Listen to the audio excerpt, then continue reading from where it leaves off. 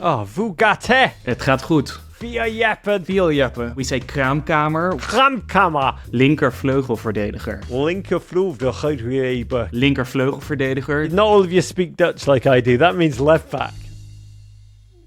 If you've been living under a rock, you might not know that there are currently 3 young US internationals who strolled up at Dutch powerhouse club PSV Eindhoven.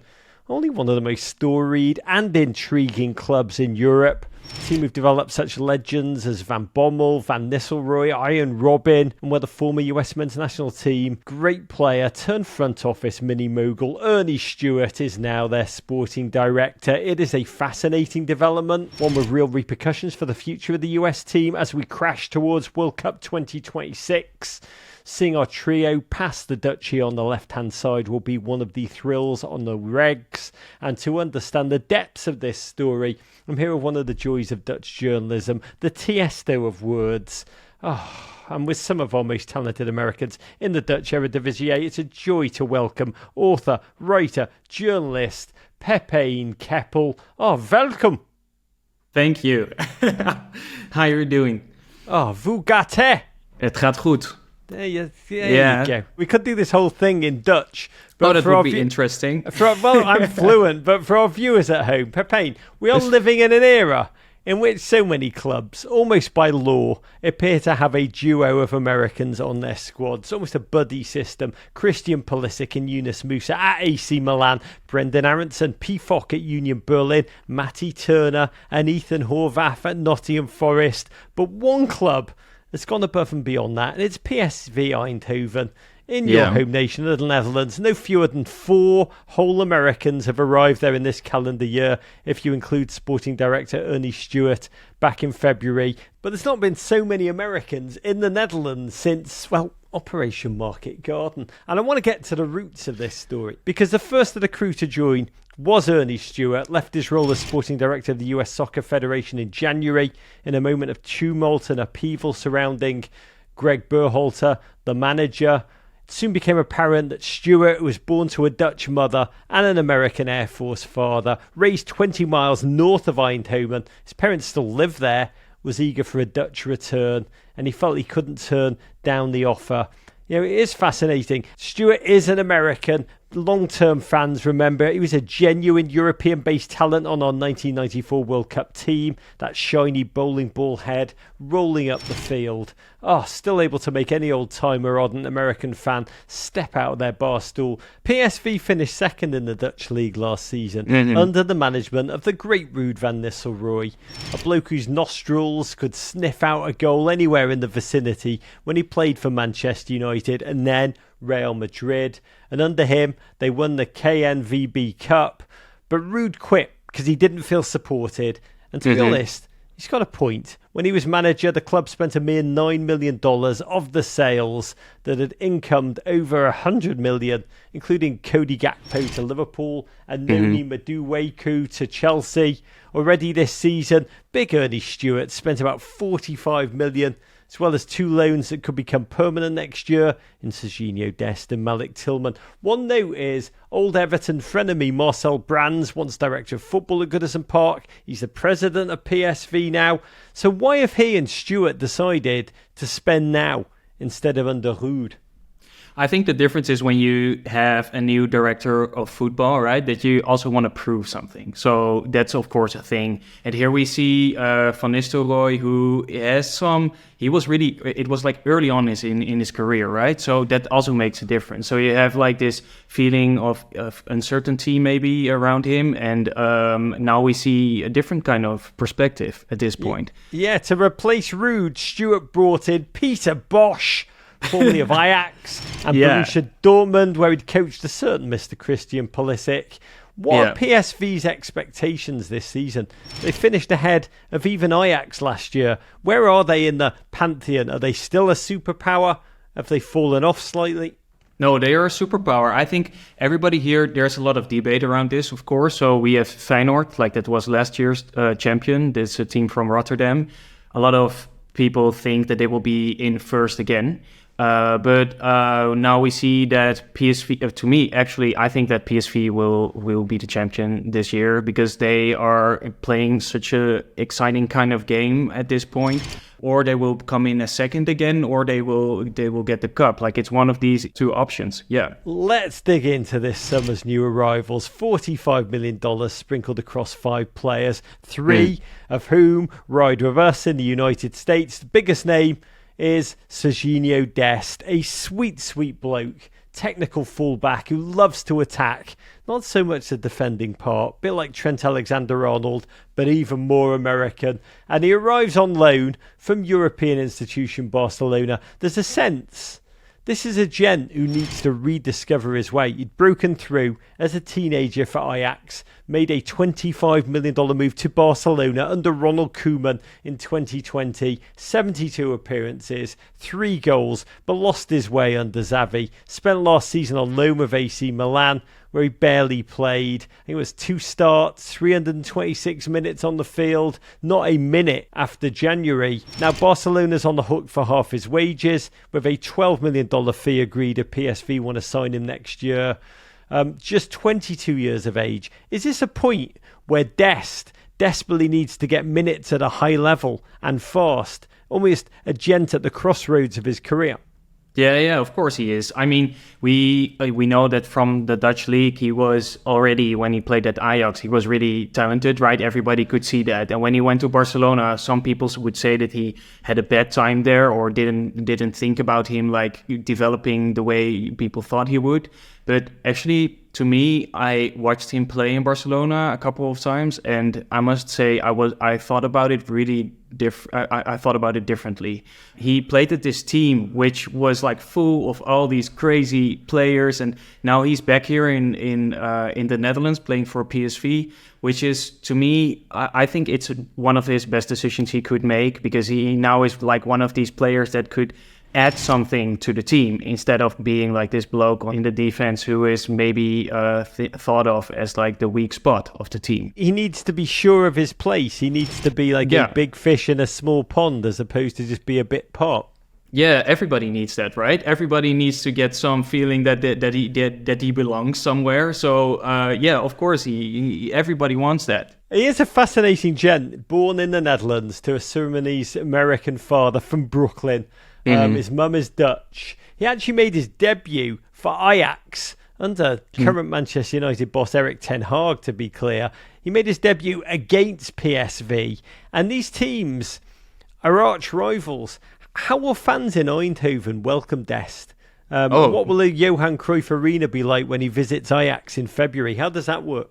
Well, in the Netherlands, you have like this big rivalry between several clubs. So you have like Ajax, and Ajax is like their biggest rival is Feyenoord. So that's like the Rotterdam club. So who were the champions last year? That's like the biggest rivalry between those two. But then you have also this rivalry with PSV and Ajax, which is, well, I would say less passionate, but at the same time, passionate enough. But there's, of course, a big rivalry, and I think when they come to play, that will be so interesting to watch, because I think they will boo him. Of course, like that's definitely gonna happen. But at the same time, I think Dest now has all this experience from playing at Barcelona, and I think it will leave him cold, to be honest. Yeah, I think after playing in CONCACAF and surviving CONCACAF, nothing will faze that man. Apart from once you've had bags of piss flung your way, genuinely anything under that, you just stroll through.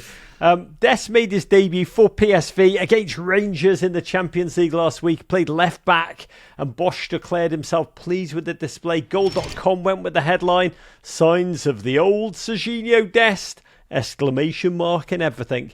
This off-season, we saw Dest mostly posting selfies, chain necklace, topless, hanging out in a rustic pool. Where do you think we'll see him on the field for PSV? I think you will see him in that position. Like, I think he is very. I think he's always on this left or even maybe on the center sometimes. But I think if you want to attack, right, and especially in this PSV team, I think the best position for him is like on the left back side. Do you say that, like left back? Yeah, left back. Yeah, left back. So how'd you say that in Dutch? Linker vleugelverdediger. Yeah. They've got a word for everything. Yeah. So that's like left wing defender, something like that. Yeah. So, but I think that's where he is supposed to play, right? I mean, that's his position, and I think everybody would agree here in the Netherlands that's like where he can play best, and also add some like to play this offensive game that Peter Bosz really wants to play. Like you have here something that's called Boszball. You know it, Boszball, Boszball. I have to say, yeah. And there's like this really, really crazy extremely offensive game that manager wants to play. So, and he, of course, suits that game pretty good. Yeah. Dest will love that. I don't have to defend. I'm all in. Yeah.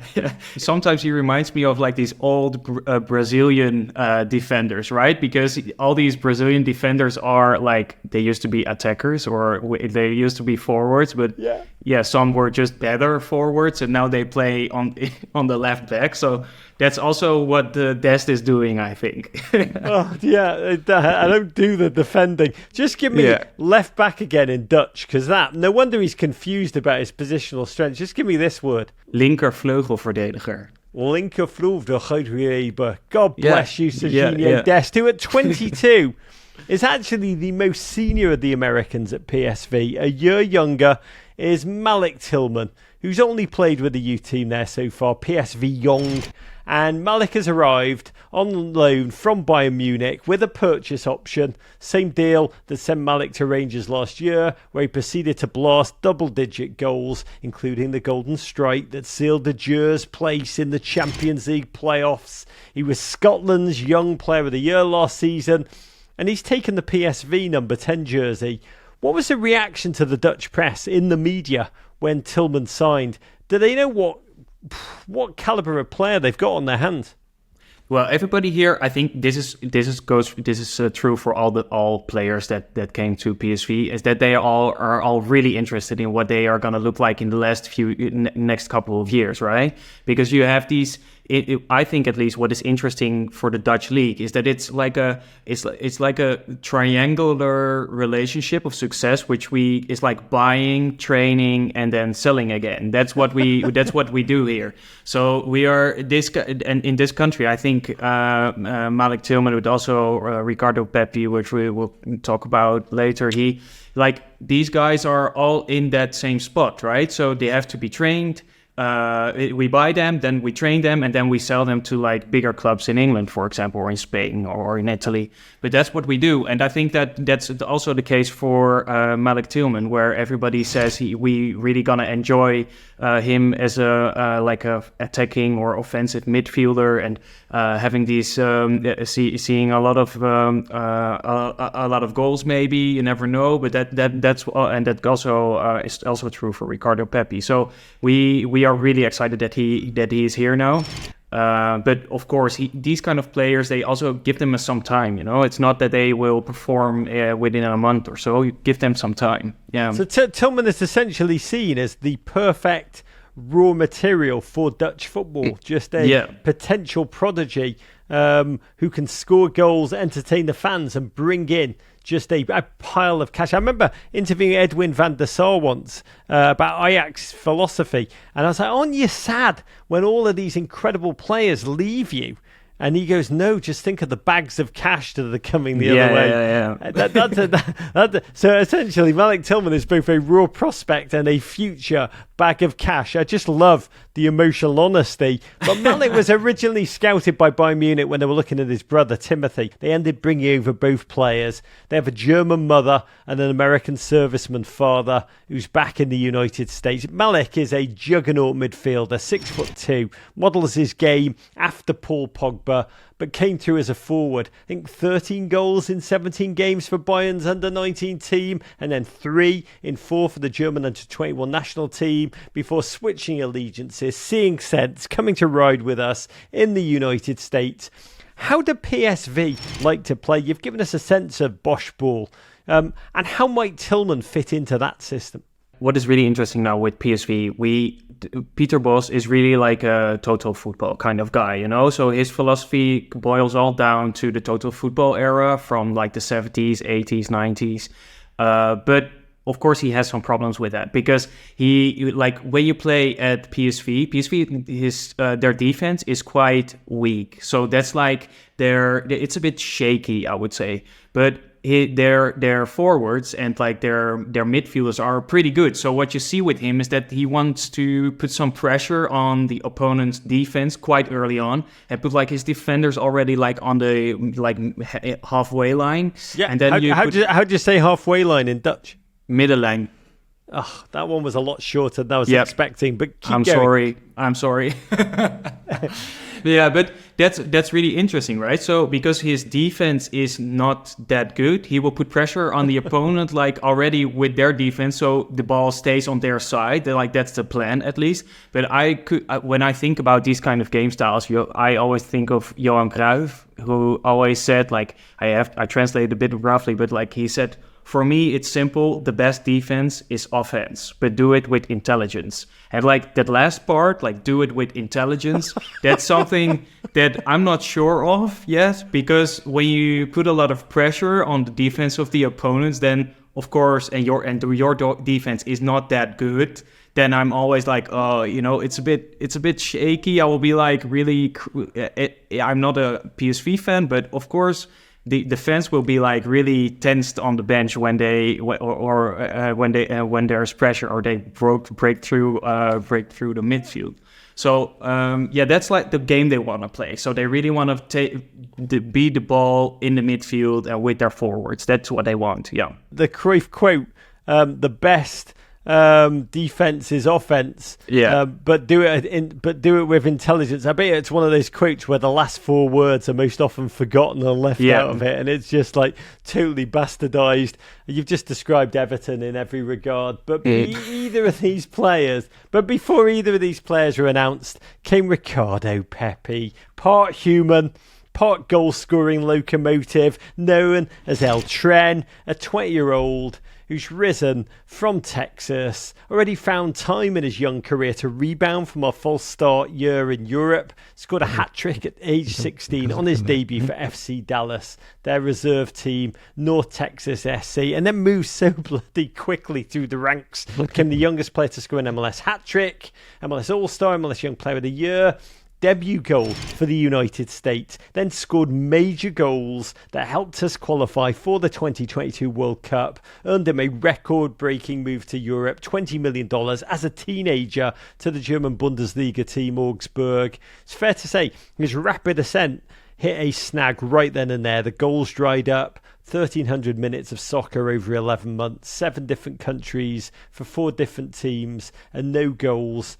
Cruelly and crushingly, he was left off the 2022 World Cup roster. He described himself as in shock when he got that call from Greg Berhalter. But bloody hell, the man picked himself up, I've got to say tenaciously, went on loan to Groningen in the Dutch league, scored 12 goals while the club got relegated, all of which teed up his $9.8 million move to PSV.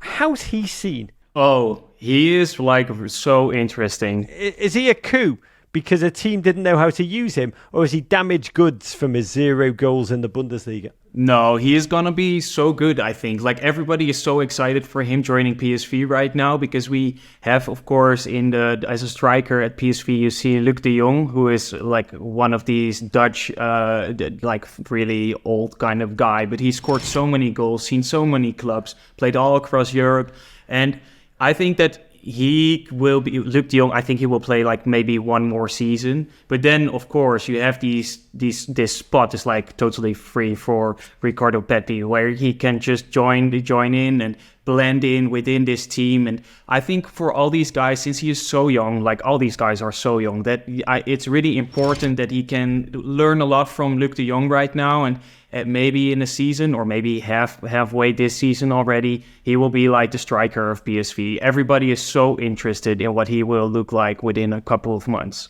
Well, yeah, he still is only 20 years old. He's already scored in the Champions League qualifiers against Sturm Graz. Yeah. Luc de Jong is a name many of you viewers may remember. He's that beanpole. You may have seen him at Newcastle, Sevilla, and Barca. He's a big lad.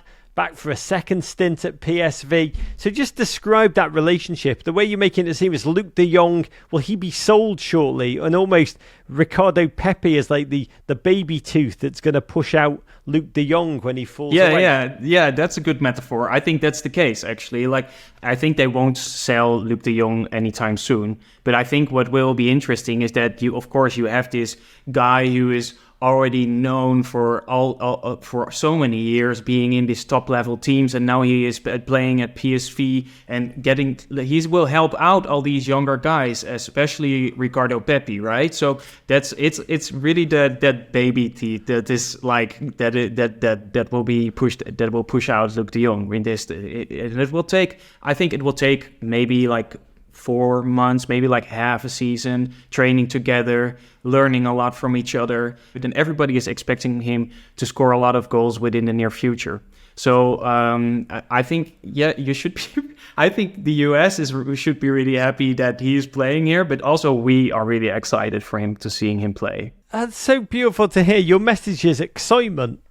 And patience. Those are the two. Excitement, of course. Excitement for you and patience for us. Yeah, but also patience. I mean, sometimes I have the feeling that for young players, we want them to be so good as while they are still so young, right? So I think we also, as journalists or fans, we should always keep in mind that these guys are like, what did you do when you were 20, right? I mean...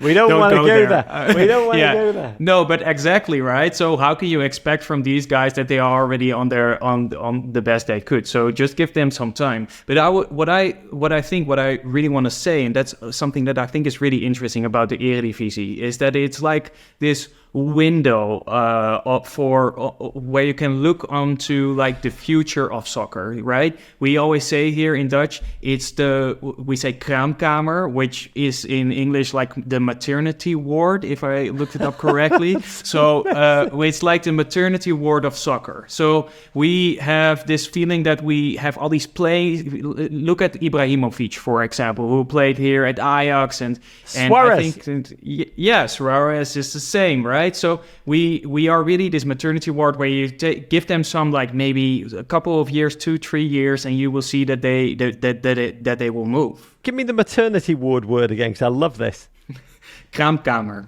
Kraamkamer. Yeah, which means like the place where you were born chamber, like something like that. The place where you were, let's not say maternity ward, let's say the place where you were born chamber, because I love that idea. But... can you just describe for viewers who are not regular Eredivisie watchers, what style of football should they brace themselves for? What are the characteristics of football in that place you were born chamber? We see a lot of space, so you would see a lot of space to score goals, especially. That's what is really interesting for most of these Americans that will play at PSV. But what is also, we of course have this history of total football, right? So that's where we always talk about here. And of course, total football is kind of an abstract term because what do we mean by that? We mean that like everybody is moving all the time and everybody is like busy with the game, and also that you can reshuffle the positions within the team. So for example, like the linkervleugelverdediger, he will move. Guys, up, that means not all of you speak Dutch like I do. That means left back. Left back, right? So he will move up, right? And then, for example, then it can happen that maybe the left winger will come down and play as a linkervleugelverdediger. So that's what happens then, and that's part of that total football. And we try in most of the clubs, they try to implement this, but it's of course really difficult to play. Where does Dutch football see itself fitting in the European hierarchy? What's its self-image? Worse than the Germans and better than the Czech, something like that. Wow, that's quite a swath there. Yeah. I mean, where it sees itself below the French league, it sees itself... Yeah. What about with terms of Belgium? Yeah, I think we are better than Belgium, but we are always better than Belgium because we are their neighbors, right? So there's always this fight with your neighbors. But no, when I'm like objectively looking at it, I think we have a better league than the Belgians do. We always talk about like mixing even like the Dutch and the Belgium league. So we combine the leagues and then we have like a really good league. That league, I think, will be similar maybe to the German league or to the French league. I can see chants coming. We're better than the Czech league. You'll never sing that. But as we pod, Chucky Lozano, the Mexican dynamo, PSV are heavily pushing to get that deal done before the end of the transfer window. PSV essentially just turning into a CONCACAF all-star team, which I love. But is there an element to this PSV going American story, a little bit like AC Milan, where they admit that, yes, their signings of Pulisic and Yunus Musa are purely tactical and geared towards the on-the-field roster, and they are winning with our gents deliriously, but they do also admit they have an eye on an underdeveloped and undervalued market, the United States, and brand building for the club there. Is PSV's hoarding Americans? Is it also, would they be conscious of just this global opportunity, this moment within the American marketplace to make the PSV team name thrive over here? Of course, it will play a role, right? I mean, everybody wants to be known in like a country like the US, so I think PSV is also thinking about that. But I mean, the most interesting part for me, at least, is that we see that Ernie Stewart is like really delving into like an area within the transfer window where nobody was looking at, right? So when we think about US soccer, we tend to think that it's still like 20 years ago, right? So underdeveloped, not that interesting to watch. While of course that changed tremendously the past decade or so.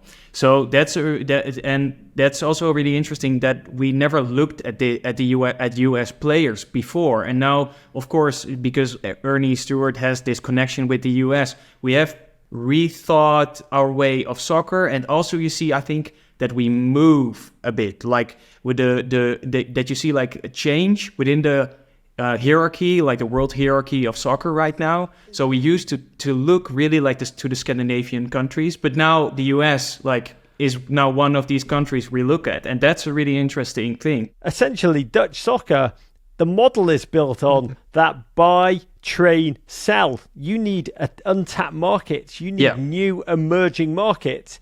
Is that how you see us? Because, in England, Americans are seen as decent depth chart options, good value, well-behaved citizens who don't moan, don't have huge ego in the locker room, already speak the language.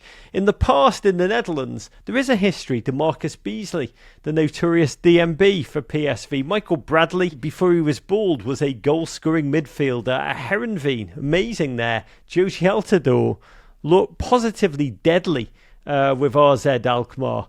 The Dutch league is a glimpse of the Premier League's future, and I adore that. We need a quick mention outside of PSV, more Americans in the Eredivisie. Taylor Booth at Utrecht, another that came through the Bayern Munich system, and Jordi Mihailovic, continuing the tradition of employment at that R2Z of clubs, RZ Alkmaar. Last season, they finished fourth, which in the Netherlands is a Europa Conference League position. Can we have a quick word on RZ's prospects and how integrally Jordi will play with them?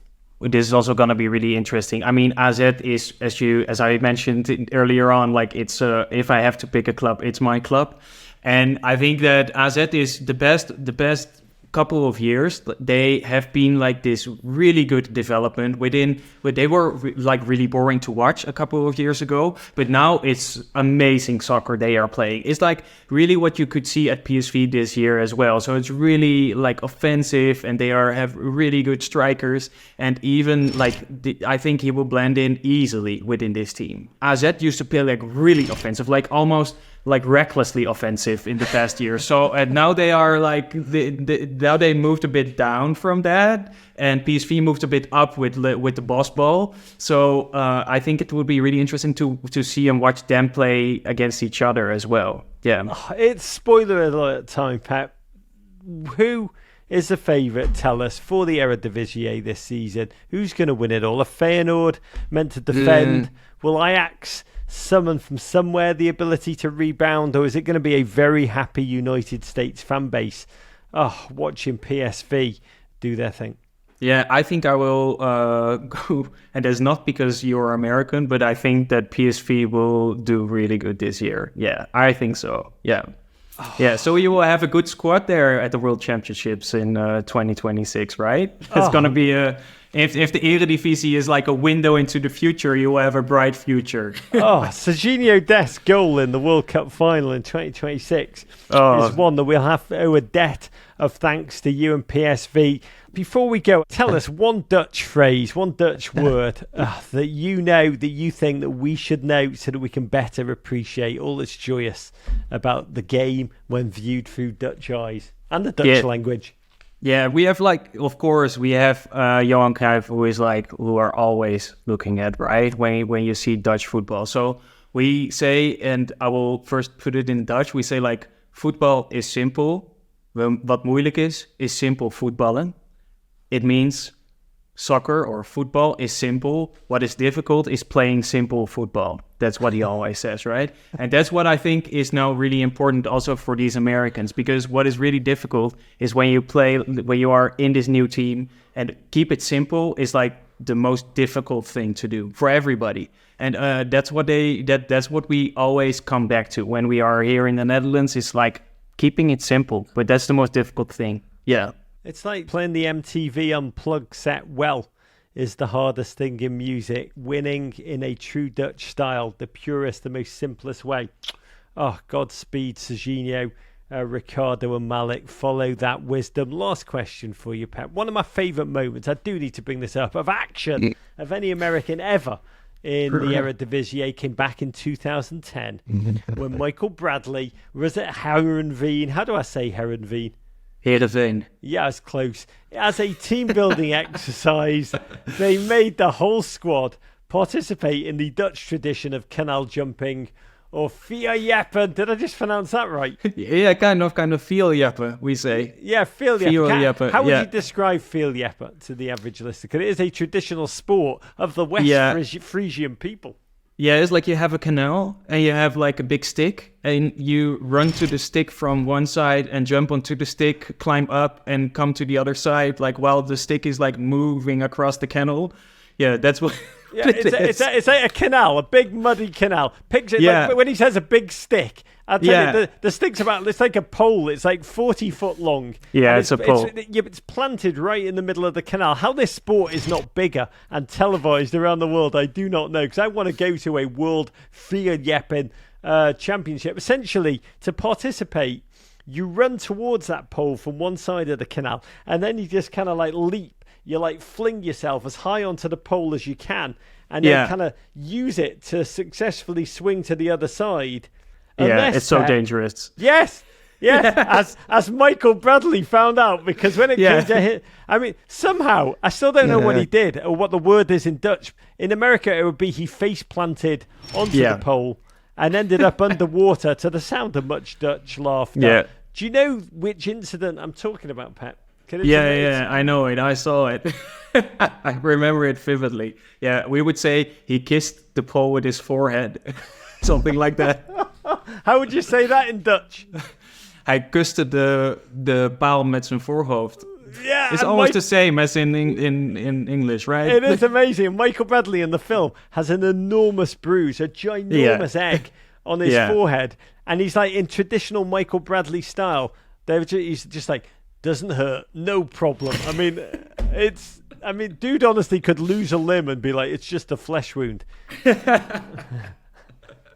Yeah, this vierjappen is like really something from Heerenveen, by the way. That is like a really local thing, but unfortunately, because it would be fun. I live in Amsterdam. It would be fun if we do it here as well with Ajax. Sergino Dest, if you're watching this, just no vierjappen. Please. No, XO on the old vierjappen. Pepijn, it has been an absolute thorough pleasure. It's been an education. I can't wait to keep talking to you through the season to find out how our gentlemen are faring in your nation. Until then, big thank you so much. Bye-bye. courage. Listen to the full version of this podcast and all our podcasts wherever you get your pods. But first, subscribe here for more Men in Blazers videos. And courage.